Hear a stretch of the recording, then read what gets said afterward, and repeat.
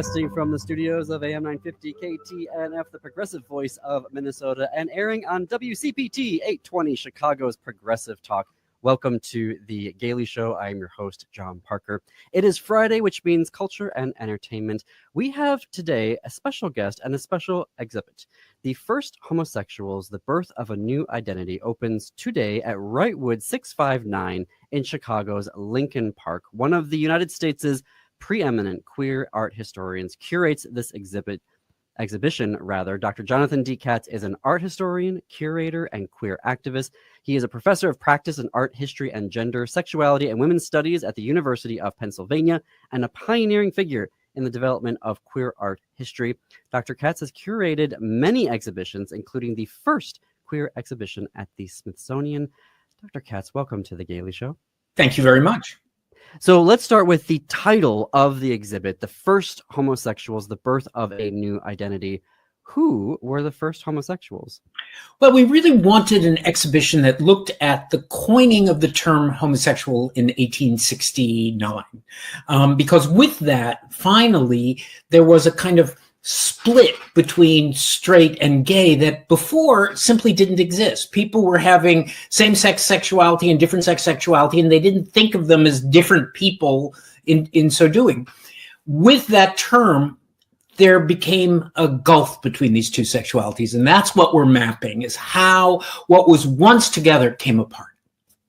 And since the invention of homosexual, as I was looking through the description of the show, sexuality has become totalitizing, right? Determining who you are at your core.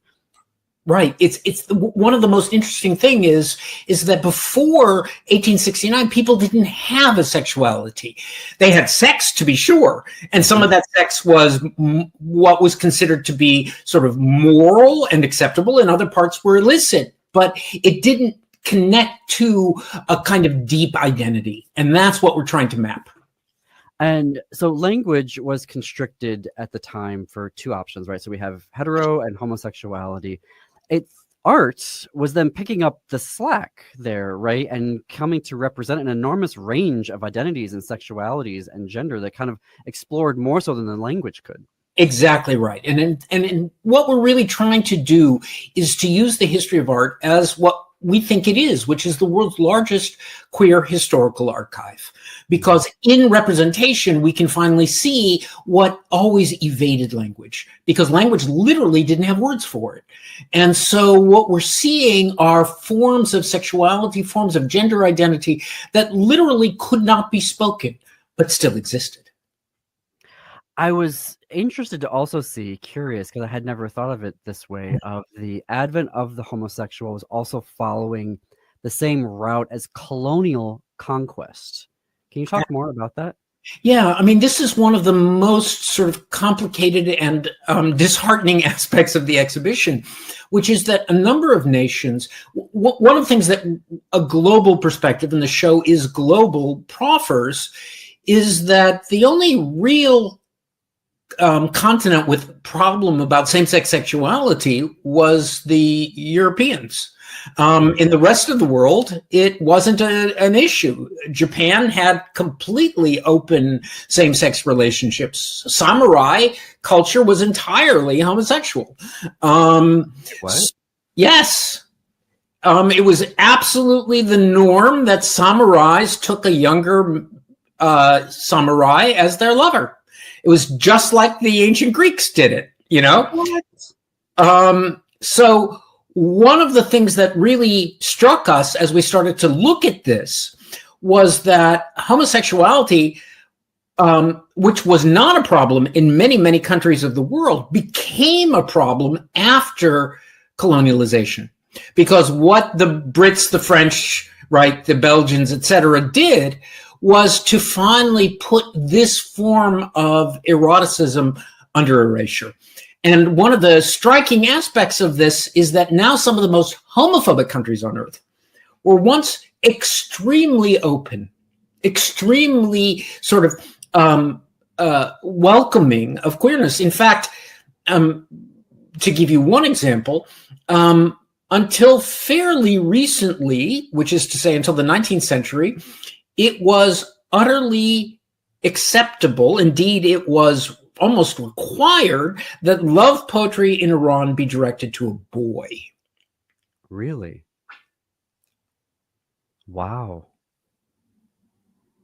And that's I'm Armenian American, and so Armenia is just north of Iran. We share a border of that. And as you were saying that, I'm thinking about, so many of the political leaders there claiming that queerness and queer folks are a conspiracy of the West to destroy the country. And so it's wild how this is all flipped. And the irony is such that, for example, Japan now doesn't legalize same-sex marriage, doesn't talk about this, but they were explicit that they wanted to get rid of the tradition of tolerance because they wanted to be a great nation among other colonial nations, and therefore they had to not embarrass themselves by accepting same-sex sexuality.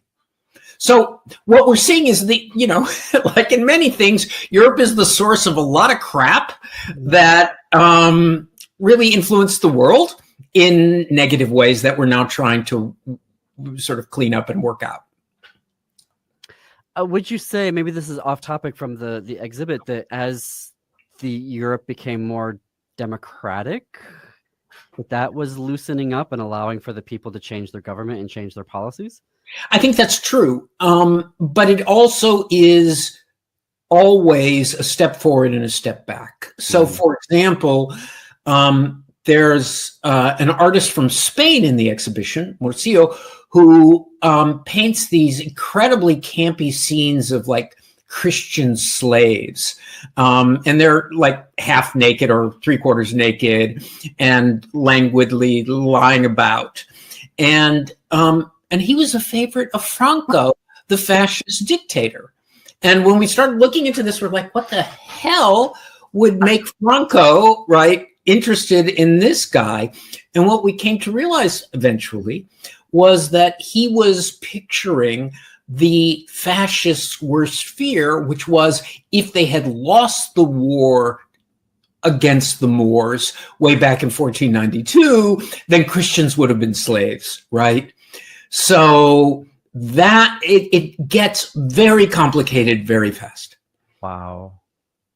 As I was going through the materials for the exhibition, I don't know if a lot of folks know that many of the legal protections we've won through the courts here in the US have come not from claiming discrimination based off of sexual orientation, but based off of gender, citing the Title VII of the Civil Rights Act. And as I was going through the materials for the exhibit, you're showing how same-sex desire and gender identity were twined to the point of being inseparable, that like modern gay and trans identities were born together. Can you talk more about that? Absolutely. In fact, the first definition of homosexual by a German jurist was that we were a third sex, neither fully male nor female. His grasp of biology was a little thin. So his argument was that you were a female soul in a male body if you were a gay guy, and a male soul in a female body if you were a lesbian. And what's so interesting is that this idea of an essentializing difference continues to this day, even though we got rid of the sort of ridiculous biological explanation of it. We still somehow hold to this idea that you are one thing or another. And there's that tiny little group of people we call bisexuals, right, that nobody can quite understand, right? That's what this show is trying to explode and make clear that that first thing, trans ain't new. It's been with us since the birth of the movement. And that gender and sexuality are constantly defining each other. Well, since the beginning of the movement, but even just the idea of being trans or being queer, I mean, maybe not in terms of an identity, but that experience going back so long back into history. Absolutely. Something I was really curious about that I wanted to ask you. So the project has also uncovered a number of artists, including the earliest known representation of a homosexual couple in the history of European art, the first modern trans representations. Can you talk about those pieces that you were discovering that hadn't been seen before? Yeah, I mean, we were totally amazed that this this gay couple promenading along the Seine in 1870s is represented. And at first we were not sure whether we could really call that a queer couple, because men had a greater degree of intimacy in those days. But what sealed the deal for us is that there's a laundress in front of it. And laundresses at that period were understood as sex workers. Being a laundress meant you didn't have much money. So it was great cover to be essentially hooking it with a basket of laundry, because if the cops came, you could say you were just with your laundry, right? Oh, wow. So in that portrait, the laundress isn't looking at the clients, the potential clients, these two men. She's looking at us with this look on her face like, why would I bother? So that told us, right, that even then, this was understood as a queer couple. Wow. Wow. Oh, I love that. So there's more than just paintings in the exhibit. There's a variety of different mediums: drawings, sculptures, prints, photographs, and films. Tell us about the enormity of everything that you've got going there, because there's so many different mediums that folks can observe.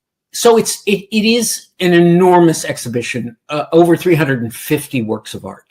Wow. And from, you will encounter queer work from Sri Lanka that you didn't know existed. And I should say, lots of work by indigenous artists that people don't know about. And one of the things that we were really excited about was finding the literal first works of art about transness. Mm-hmm.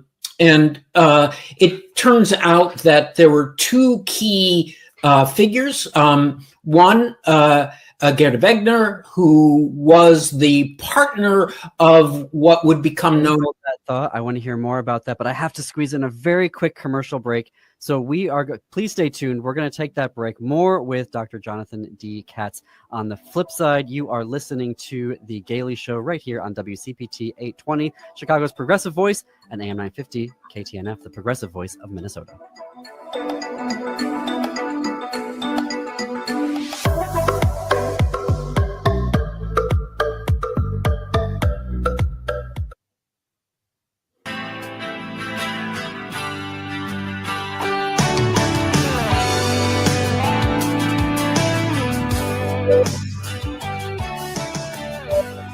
Welcome back to The Gaily Show. I am your host, John Parker. It is 21 minutes after the hour. We're here with Dr. Jonathan D. Katz. Dr. Katz founded Yale University's Queer Studies program and is president emeritus of the Leslie Lohman Museum, one of our preeminent queer art historians. He is curating the First Homosexuals, The Birth of a New Identity, which opens today at Wrightwood 659 in Chicago's Lincoln Park. Dr. Katz, you were talking right before the commercial break about finding the first representations in art of trans folks. Can we pick it up there? Sure. So it's actually really interesting. There's an artist by the name of Gerda Wegner, who was married to someone who became the sort of most celebrated trans figure of the moment. Born Einar Wegner, became Lily Wegner, the so-called Danish girl, and the subject of that movie that was released maybe 2 years ago. And she was an artist, and so was Lily. And both of them represented themselves and Lily as a woman. So we find these very early self-portraits, imaginative self-portraits of two women hanging out together. And then the other really interesting story is the story of Tony Abel. Tony Abel was a very early, and unlike Lily, was a successful trans operation. Lily sadly passed away from it. But Elba did not, and went on to live a full life. and was an artist. Unfortunately, once the Nazis came to power, they destroyed all of her work. But we broke our chronological rule to end before the Second World War so as not to give the Nazis the final say. And so we're showing several portraits of Abel from the post-war period to show essentially that we continued. Good call not to let the fascists have the last say. Something that we're trying to do apparently in this moment of history. I was learning also that the works come from literally across the world. So you've got the Met, you've got the Musée d'Orsay, you've got the Fukuoka, I hope I'm pronouncing that correctly, Asian Art Museum in Japan, the National Gallery of Victoria, Melbourne, and some from Minneapolis as well. Indeed. In fact, there's a significant portion of works that are coming from Minneapolis, and it makes us very happy because one of the things that one encounters when one does a show called the First Homosexuals is a lot of no's. One of the really weird things that has happened in conjunction with this exhibition is that certain loans were approved and then fascist governments were elected in those precincts, and those loans were canceled. So we had loans that were coming from Slovakia, and then a right-wing government took over and canceled all the loans. And then interestingly enough, on the other side, we've had donors say, and I am particularly sort of thrilled that in this instance, it's coming from a nation that was once quite war-torn, Colombia. A Colombian collector says, I do not feel safe sending my queer work to your country under Trump. And I thought, man, if a Colombian doesn't feel safe sending work to the United States, how far we have fallen. Wow. And so often we're told that they're doing these, they're all the champions of free speech. Oh, yeah. Political leaders. But somehow our free speech always seems to be the first to go. Yeah, exactly. They're going along with your exhibition is a pretty big publication. Tell us more about the publication that folks can get. So the book is the product, as was the exhibition, of 22 art historians, the leading figures in the world in their particular regions, doing research, all of which was new, towards really trying to paint a picture of what the earliest queer representations were and what the social and cultural context for those representations would be. And along the way, we found out all sorts of things. So, for example, there's a famous Swedish artist named Eugene Jansson, and there's a most of his paintings are of nude guys, often doing athletic things or swimming in the nude or something like that. Very sort of familiar queer themes. And then there's this one painting that doesn't make any sense because it's a landscape. And everybody was like, what the hell's that landscape doing here, right? And we discovered that the landscape was, in fact, the forest in front of the naval barracks where Jansson would cruise the Navy cadets. So even that was a queer painting. It just didn't look like a queer painting, right? So what we really discovered is that there's just so many layers to all of this. And because the museum is in a position financially that it was able to sponsor this research project, which took, I've been on the show for 8 years. The scholars have been doing this for 6 years. And, 22 people really put a lot of effort into this. And as a result, we have what really I think is a pretty fair representation of this period across the globe, not something I ever thought we could successfully pull off. That's amazing. And there's also a symposium, a 2-day symposium that's going to be at the Alliance Française in Chicago. Yes, with a lot of the authors of the catalog will be speaking, and the catalog is, I confess it's a book stop of a book. I mean, a doorstop of a book. It's probably weighs, I don't know. It's a big damn book. But our hope Our hope is that it will be the definitive source for information until it's superseded, and I can't wait for it to be superseded. But it's the first book that really looks at this material. It's coming out through the overarching press is Phaidon Press. It's the Monticelli imprint, but it's Phaidon Press. That's amazing. Well, thank you so much. We are going to include links in our show notes and on our website for folks to go to Wrightwood 659 for more information, for tickets, on how you can check out the exhibit. And basically, it's going to be like the Louvre, right? You're going to have to plan multiple days to go there and enjoy all of the work that's going to be there. Dr. Katz, thank you for joining us here on The Gaily Show. Thank you for the invitation. So we're going to take a quick break here. Be sure to connect with our sponsors and our advertisers who not only make this program possible, but keep progressive news and radio on the air here in Minnesota, also here in Illinois. When you shop with them, when you buy with them, tell them that you heard about them on The Gaily Show, either on AM 950 or on WCPT 820, Chicago's Progressive Talk. Quick break. When we come back, we're going to have some film reviews and other types of reviews of TV shows that we have thoughts about that just came out here in April. So keep it tuned. Quick break. You are listening to The Gaily Show.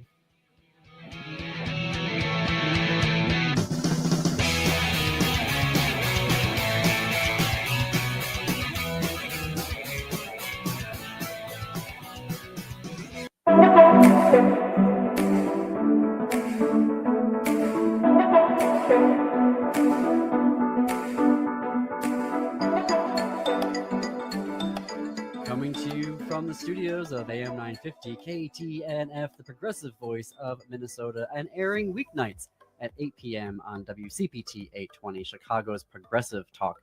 Welcome back to The Gaily Show. I am your host, John Parker. It's about 33 minutes past the hour. Hello also to those of you streaming us on our YouTube channel, youtube.com/@TheGailyShow. In studio with me now is executive producer Jim Pounds. It is Culture and Entertainment Fridays. Jim and I have a couple reviews for you, one of a TV show, one of a film, and then Jim is going to break down some queer films from this year's Sundance Film Festival that we all need to keep an eye out for as they're released in cinemas and on streaming this year. So let's start with The Last of Us. Season 2 debuted. I want to just get this one out of the way first and end on a high note. That tells you where my review is going. I'll be curious what Jim has to say. So season 2 debuted on April 13th on HBO Sunday nights, airing on Max the day after. It is currently only 3 episodes in to the second season.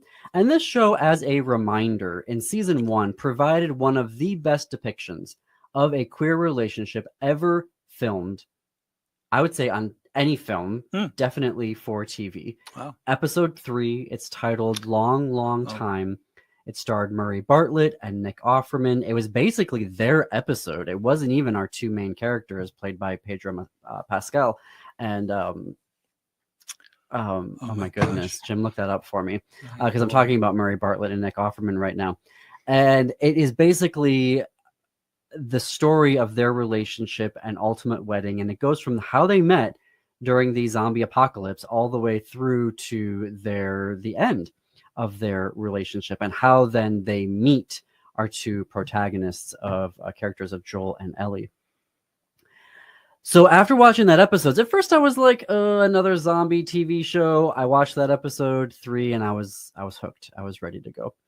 Season 1 ended when Joel got Ellie all the way across America to Southern California to a group of doctors. He did this because she's immune to the zombies. When they bite her, she doesn't turn into a zombie. Spoiler alert. They were trying to use her to make an antidote. It was just season 1.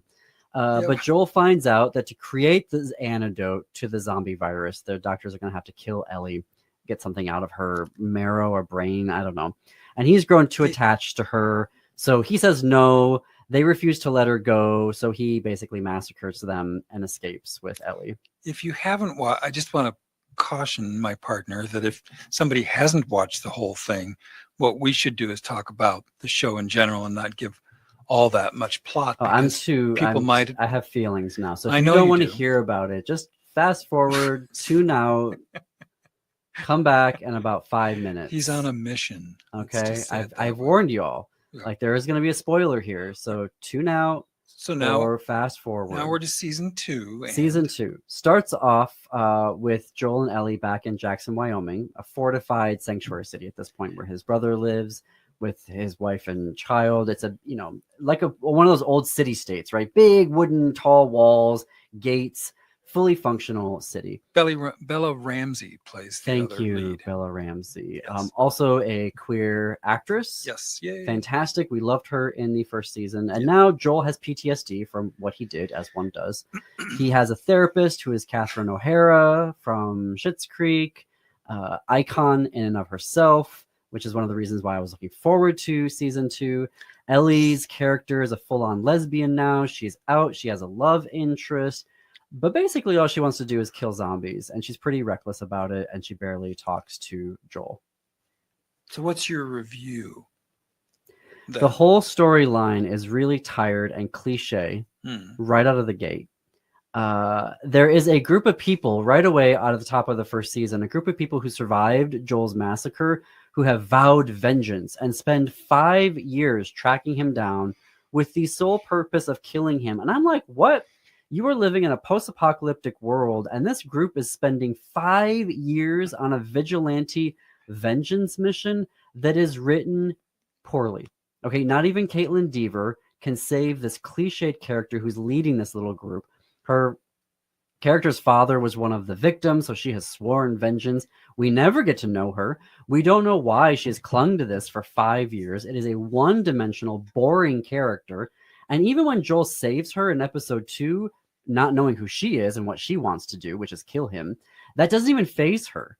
And here's the spoiler alert, folks. She kills Joel, brutally beats him to death in episode 2 of second season. Now we don't know that because I looked it stopped up. watching the second episode. We decided When it we'd got seen to that enough. point, I was angry and turned it off, and then I looked it up for this review. So But- we've watched 1.5 episodes, and you have to ask, like, instead of examining the psychology of this, which is what they did in the first season, The Last of Us went from a compelling drama about humans, and it was much like Buffy the Vampire Slayer, where the monsters of the week were actually metaphors to explore teenage life in the late 1990s America, right?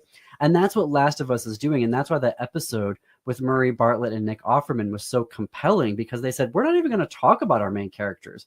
We're going to look at this queer relationship and life. And every week they would end up in a different town as they were working their way across America. You got to meet these folks and just explore the human condition.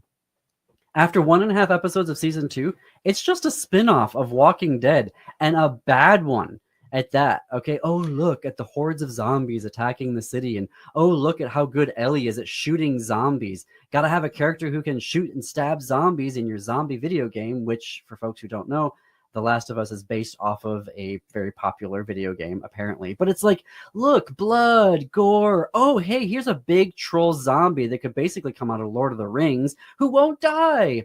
Oh, and in episode 2, there's a big end-of-the-world battle with thousands of zombies storming the castle walls. I mean, it is such a waste. Well, I think if you read any of the reviews or interviews with the people that made the second season, they felt they were empowered to make it bigger, and that as soon as you hear that word, you think, uh-oh, it's going to lose its moorings and get off the human anchor that it was on and get on to some larger epic, whatever, which is what I just never find that particularly interesting, whether it's zombies or anything else. The end of the world scenario is long ago played out. But what we don't know and what we have to be truthful about is we don't know how the rest of the season goes. Maybe it got a lot better. Only, Maybe reviewers only get 2 or 3 episodes when they do write their reviews. I know. For the Rotten Tomatoes. But we can't say we know for sure what it all turned out to be. It got beyond our endurance. Losing that character's humanity, they made her very cold and very cut off and very unapproachable and no relationship. Now, Which one are you talking about? I'm talking That's the terrible thing about the writing. Who are you talking about? Caitlin Dever, Bella Ramsey? Bella Ramsey's character, who we kind of loved. I did anyway in the first season. I I thought, oh, I don't even know who this is. And maybe she's got an arc that would be more satisfying at the end, but not like you. And like we gave up on Walking Dead too. There's after several hundred or thousand of that creative dying of the already dead, it just there's very little creativity left in that to me. So Well, we walked away. I had to sit down and think, what other show had such a disaster between season 1 and season 2? And you know who did?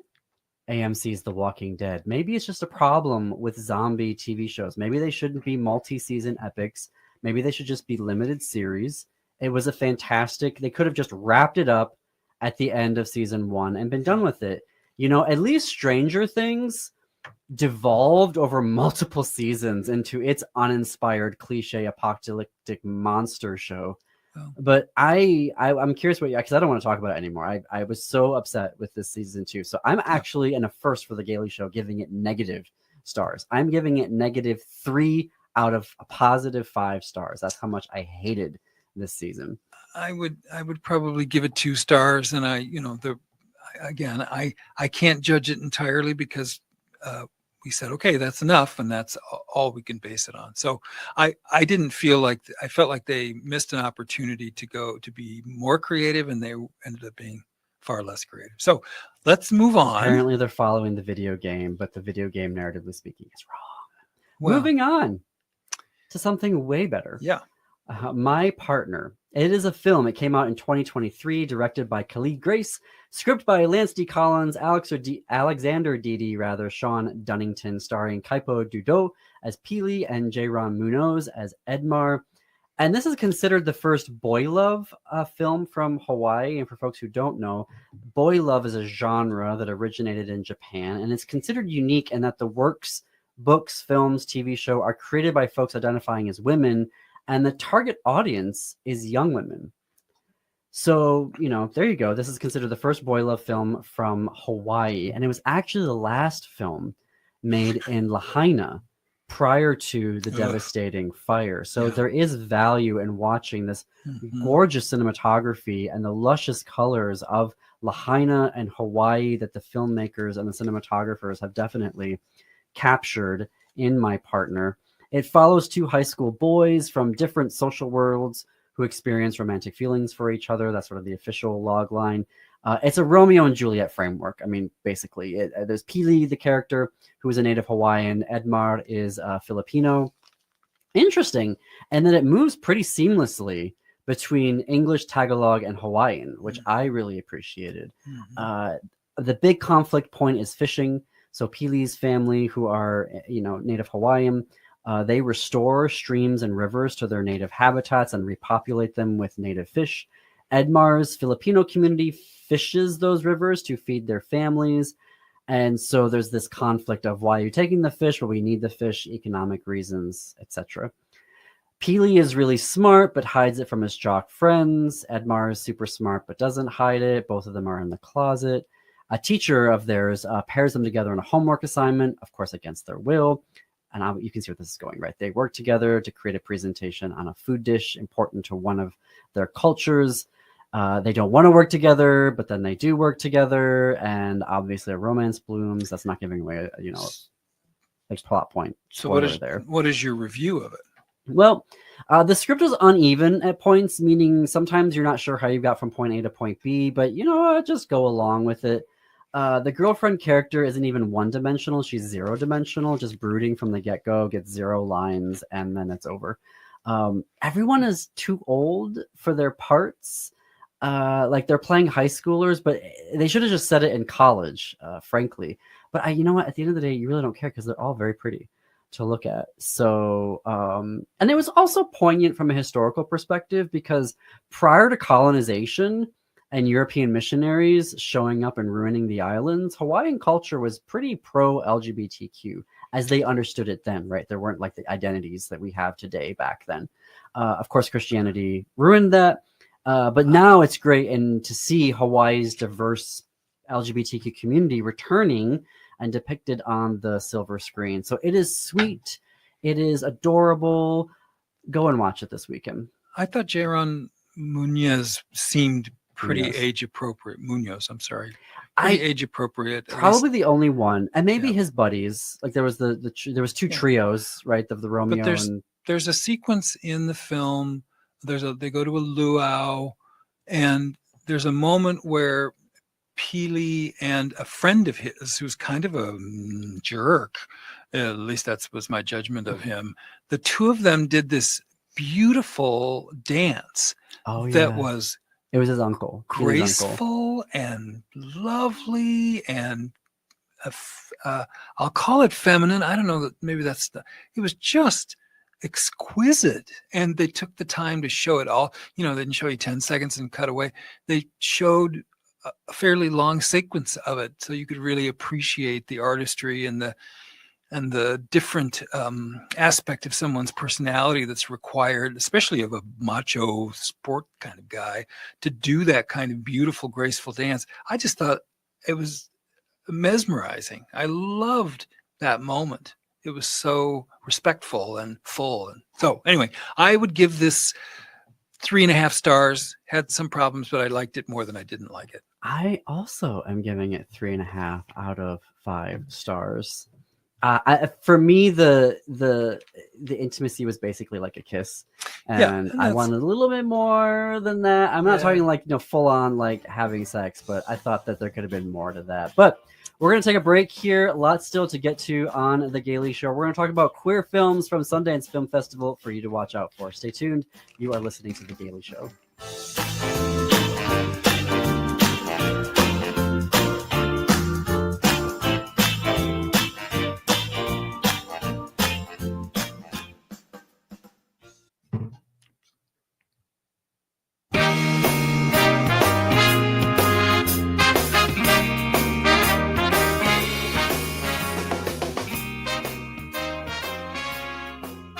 Welcome back to the Gaily Show. I'm your host, John Parker. It's about 9 minutes before the top of the hour.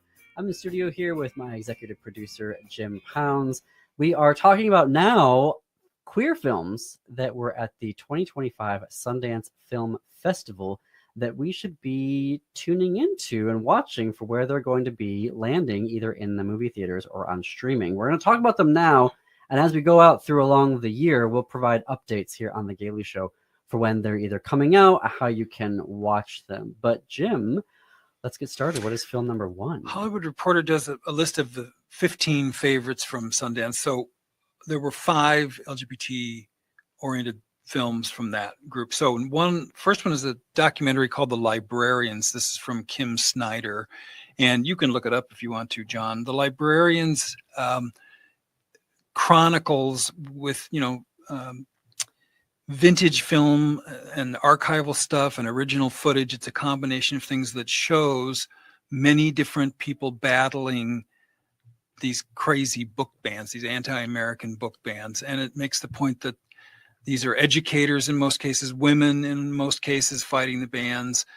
There's a lot of drama if you care about freedom and reading and education and humanity, and there's what appear to be good guys and bad guys, if you will, but small glimmers of hope. I would say emphasis on the small. So The Librarians, if you're interested in that topic, and we certainly are interested in the topic of book bans and books, that looks promising. Pee-wee as himself. This is 40 hours of interviews with Paul Rubens, who I thought had come out before now, but in fact, in this documentary, he actually comes out. It's from Matt Wolf, is the person from HBO that has done this sort of chronicling of who Pee-wee was, who Paul Rubens was. I know. I thought that he was already out. I thought so too, but I don't know.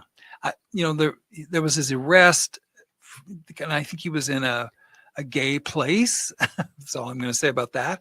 And that may have been why we thought that, but I don't think he had ever acknowledged it himself. But I think that, and I grew up with the show, Pee Wee Herman's Playhouse. Yes. So obviously you were older than that and didn't get to watch that as a child. But I remember watching that and thinking, this is a very queer show, even though I didn't really have in my young mind like what is queer and not queer. Right. Watching it, I was like, there's something very gay about this, and it was a slur You know, I remember being like, oh, you must like Pee Wee Herman's show. You know what I mean? Like, it was definitely then turned into a homophobic slur, at least where I was living at the time in Northwest Lower Michigan as a child in the late 80s, early 90s. That was very, but even when I watch it now, when I've gone back and watched like old clips of it on YouTube, it's like it's like taking a whole bag of sugar and eating it all at once. Yeah, it is so frenetic. It was wholly original, and I did like that about it. And so to get to know Paul Rubens in this 2-part documentary, I think I am looking forward to that. Very interesting. These other 3 are narratives. One is called Peter Hujar's Day. I hope I'm saying that right. Hujar. It stars Ben Whishaw, who we love, and it's what would you call it? It's a big screen biography, I guess, and rediscovered tapes of a 1974 conversation between gay photographer Peter Hujar and his friend Linda Rosenkrantz for a book project. So we will go see anything that Ben is in, regardless. So. Well, it's also directed by Ira Sachs, and Ira Sachs does Passages, and I was not a particular fan of Passages, but that was the one where his husband decided to just divorce him and start having a relationship with a woman. Oh, yeah. Ben Wishaw's character and narrative journey was phenomenal, and this other guy was just like, "You're a jerk. Like, what is wrong with you?" Yeah. Anyway, well, with a grain of salt, then Peter Hujar's Day. Next is Plain Clothes. The first-time writer-director Carmen Emmy 90s set thriller, but it has Russell Tovey in it, and I like me some Russell Tovey. So it has to do with a sting operation arresting gay men cruising for sex in a Syracuse mall. Well, that just sounds, I mean, how do you beat that for a Friday night? So I was worried about this one, but apparently it takes place in the 1990s. Yeah, it does. It does have that like milieu, if you will. Right. And I think, again, the fact that Hollywood Reporter thought it was worthy makes me step away from what the description is and think, oh, okay, I'll trust them enough to say this is worth one's time. Was it Feinberg who was reviewing these, or was it the gay critic? I think Feinberg. Not that your sexual orientation should matter about reviewing films, but I feel like these came from both of their reviewers. Okay, I think it just doesn't say, interestingly. Maybe a different person did each one. I think both of them were there. Okay. The third film is called Sorry Baby, and this is another one of our favorites. Lucas Hedges is the star of this film. Eva Victor directs, and then she's making her big screen debut, a New England academic gradually recovering from a sexual assault, which sounds challenging, of course, but we do love Lucas Hedges. I don't think he works nearly enough, and I'm always interested in the choices he makes. So those are 3. This one at least is more of a female-led film, so directed and written and starring Eva Victor. Right. And the log line on IMDb is, something bad happened to Agnes, but life goes on for everyone around her, at least. So that's interesting that you said that. When you see that a film is made by a woman, do you automatically put it someplace in your mind, or do you go, tell me about that's it? a big question with less than a minute left in the show. Sorry. That we'll cover later. But I do feel like filmmaking is still very guy-centric. Yes. When there are queer films that come out. So it's I always love to see when there are projects that different are perspective. Yeah. Different perspectives there. But fair enough. That is the end of our show for today. Thanks everyone for listening and or watching. You can keep the gay going all weekend long. Tune in tomorrow on AM 950 for Pride. On AM 950, you can catch up with the best of our show. Twin Cities Pride Amplified at 3 p.m. The Legal Trans Woman at 4 p.m. Downright Upright Show with Philip Anthony at 5 p.m. On Sunday at 11 a.m., you can tune in to WCPT 820 for Out Chicago. It's Sunday brunch with your gay best friends, Ellen and Scott. Right now, it is the Matt McNeil show. Have a great weekend, everybody. And until Monday, keep it queer. Keep it queer.